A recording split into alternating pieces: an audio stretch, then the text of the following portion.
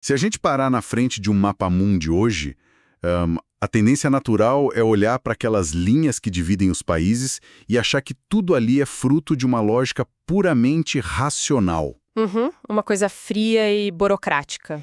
Exato. A gente aprende na escola que a formação de um Estado, ou a ideia de nação, é um processo totalmente secular, algo desenhado em gabinetes de políticos. E a religião acaba sendo colocada numa gaveta mental completamente separada, né? Sim, bem longe disso.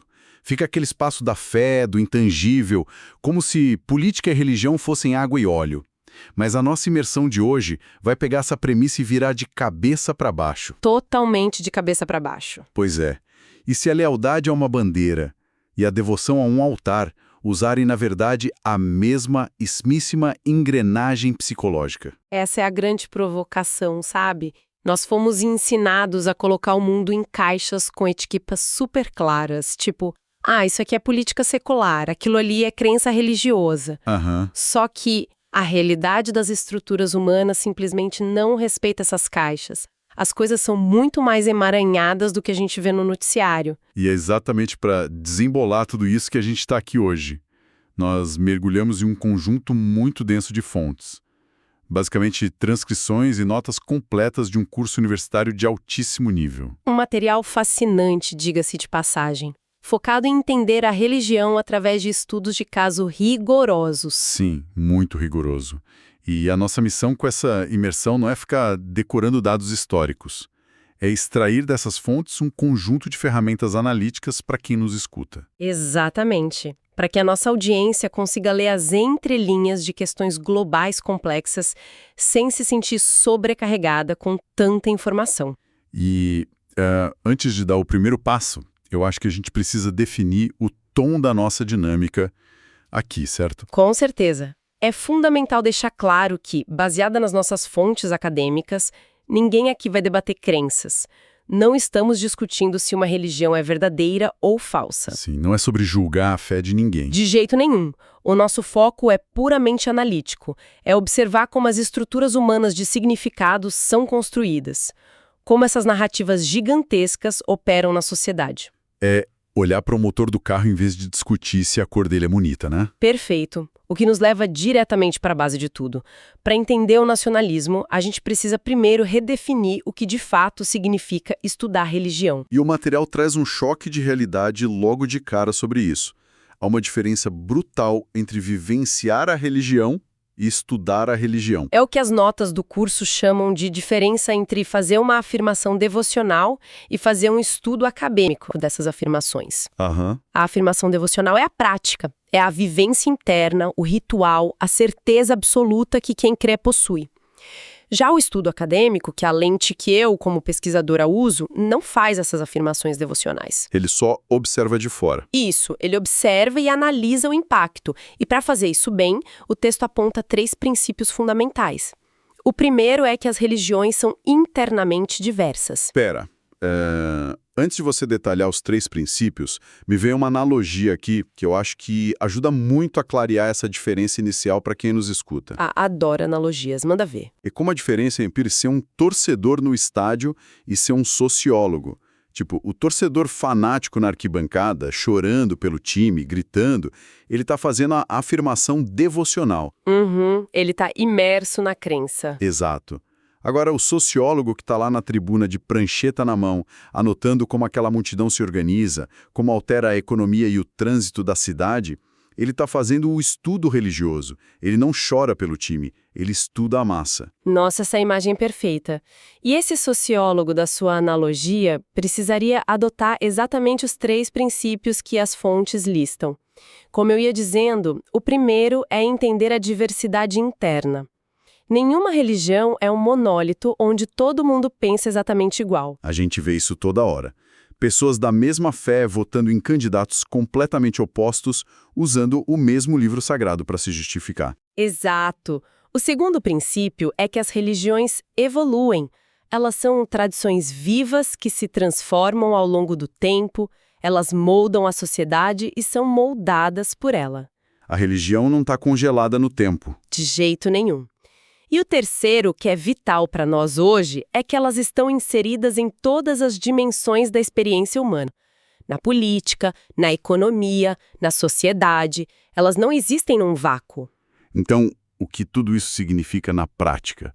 Como a gente pega esses princípios e conecta com a vida real que é tão bagunçada? Bom, se a gente aceita que a religião está inserida em tudo, a discussão avança naturalmente para como ela interage com a cultura e com o poder. E as fontes trazem a abordagem dos estudos culturais para explicar isso.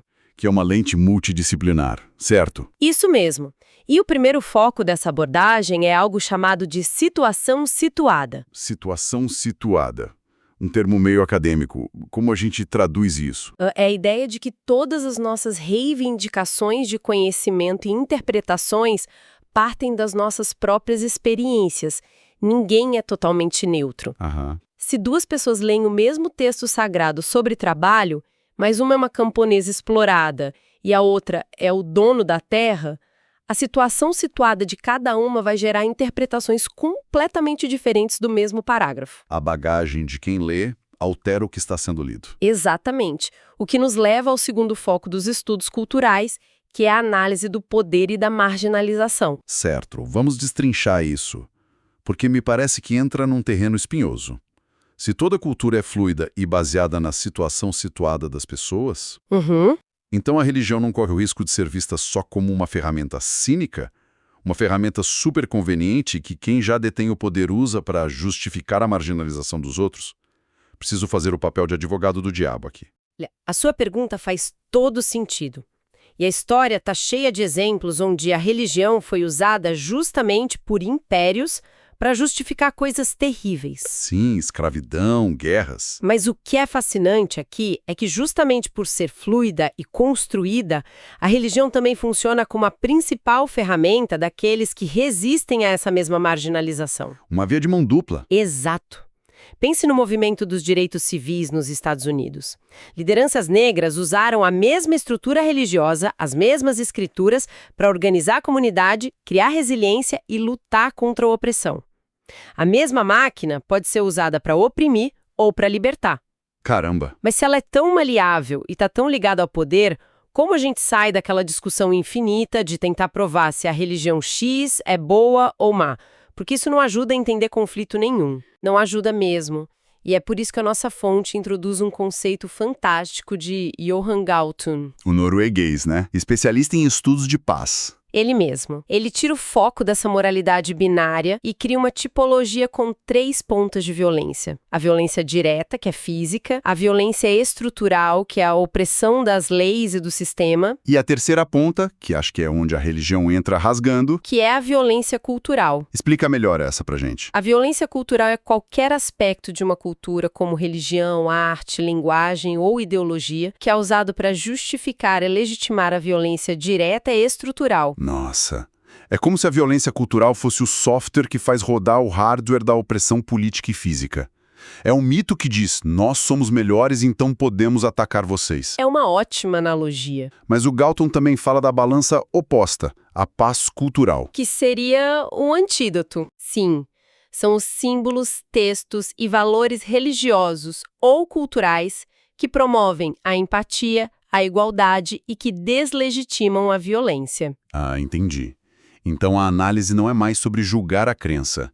A lente passa a ser cirúrgica. Se conectarmos isso ao panorama geral, a gente passa a olhar para um grupo e perguntar: Quais engrenagens da violência ou da paz cultural eles estão girando nesse momento? perfeito. Essa é a ferramenta que precisamos para a próxima etapa das nossas fontes. Aqui é onde a coisa fica realmente interessante.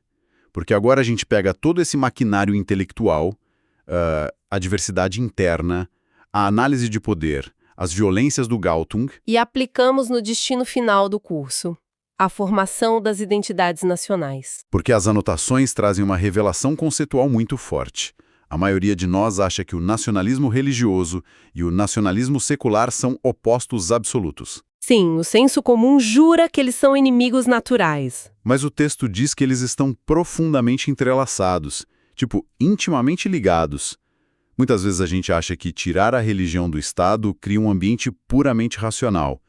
Mas o nacionalismo secular se comporta com a mesma força devocional de uma religião. Sem dúvida. E para não ficarmos só na teoria, o material aplica todas essas camadas em 2 estudos de caso historicamente super complexos. E aqui eu preciso fazer uma pausa essencial. Importante mesmo, pode fazer. Como pesquisadora, adotando a postura estritamente acadêmica e imparcial das nossas fontes, eu quero deixar claríssimo que usar esses casos não tem nada a ver com tomar partido. De forma alguma. Ninguém está dizendo quem está certo ou errado nas disputas territoriais. Exato, nós estamos usando Israel, Palestina e a Irlanda do Norte apenas como laboratórios reais para observar como a teoria de Galton e do nacionalismo operam na prática. Certo. Feito esse aviso vital, vamos olhar para a Irlanda do Norte. Durante décadas de conflito sangrento, o mundo lia as manchetes como se fosse uma guerra entre católicos e protestantes. Parecia uma briga teológica do século XVI. Aham, mas quando a gente aplica a lente dos estudos culturais e a ideia da situação situada, o cenário muda completamente. Porque não era uma briga sobre quem rezava do jeito certo, né? Nem um pouco. As categorias católica e protestante funcionavam muito mais como rótulos de identidade nacional e de classe do que de teologia. Assim, os protestantes, num quadro geral, queriam manter a Irlanda do Norte no Reino Unido e detinham o poder político e econômico. E os católicos enfrentavam uma violência estrutural severa. Eram marginalizados em empregos, em moradia e buscavam uma Irlanda unificada. Ou seja, a religião forneceu a linguagem para a violência cultural do Galting. Ajudou a justificar a segregação, mas a raiz da coisa era território e poder. E claro, usando a diversidade interna, a gente sabe que teve gente dos 2 lados da fé usando textos sagrados para tentar construir a paz cultural. Exatamente isso. E quando passamos para o caso de Israel e Palestina, a gente vê o casamento do sagrado com o secular de uma forma ainda mais profunda. É uma complexidade que o noticiário rápido simplesmente não consegue capturar. É verdade. Se pegarmos a fundação do Estado de Israel, por exemplo, o sionismo político inicial, lá no século XIX, era um movimento, na sua maioria, laico, secular mesmo. O objetivo deles era autodeterminação e proteção, fugindo do antissemitismo na Europa. Exato. Mas para justificar a conexão com a terra e criar uma coesão forte, esse movimento secular precisou acionar e se basear nos símbolos históricos do judaísmo religioso. Tipo uma caixa de ferramentas simbólicas? Uhum. A narrativa nacional e as fronteiras se misturaram com a memória religiosa. E do lado palestino, a dinâmica é igualmente complexa. Sim. O material mostra que a resistência à criação de Israel e a busca pelo Estado palestino mistura uma identidade árabe secular com símbolos islâmicos e cristãos muito enraizados. E tudo isso operando sobre uma percepção fortíssima de violência estrutural e direta, o que mobiliza a religião como forma de resistência. E a diversidade interna que a gente falou no começo aparece gritando nos 2 lados, não é? Muito. Tanto em Israel quanto na Palestina, você tem grupos totalmente seculares, competindo politicamente com grupos que leem nas fronteiras e a libertação como mandatos estritamente divinos. Não é um bloco sólido de nenhum dos lados. O que prova que tentar entender qualquer um desses conflitos sem aquelas ferramentas culturais é pedir para ser manipulado, ficar achando que é só uma guerra de fés irracionais. Quando, na verdade, há uma engenharia social complexa de identidades tentando se impor. É por isso que, amarrando tudo que a gente viu, o verdadeiro atalho para ser alguém bem informado não é decorar datas e tratados. Com certeza não. É internalizar essas lentes. É pegar uma manchete e conseguir perguntar: quem se beneficia com essa narrativa? Isso aqui está alimentando a violência cultural ou promovendo a paz cultural? É parar de ser um consumidor passivo de notícia e virar um leitor das entrelinhas do mundo. E isso me traz a um pensamento final. Um desafio que as fontes meio que plantam na nossa cabeça e que eu quero jogar para a reflexão de quem nos acompanha. Adoro esses finais. Qual é a reflexão?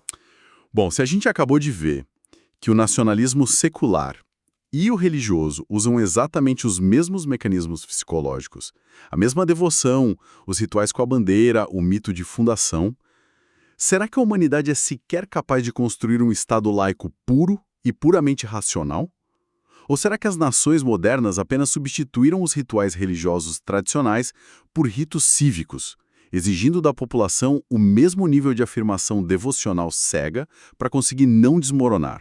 É uma reflexão muito profunda. A gente muda o objeto de adoração, mas não desliga o motor da fé, né? Exatamente. Fica a pulga atrás da orelha para quem vai ouvir o próximo hino nacional tocar. Muito obrigado a quem emprestou sua curiosidade para acompanhar a gente nessa imersão. A gente continua buscando mais materiais assim para tentar entender o mundo. Foi um mergulho excelente. Obrigada pela companhia de sempre. Valeu, até a próxima exploração, pessoal!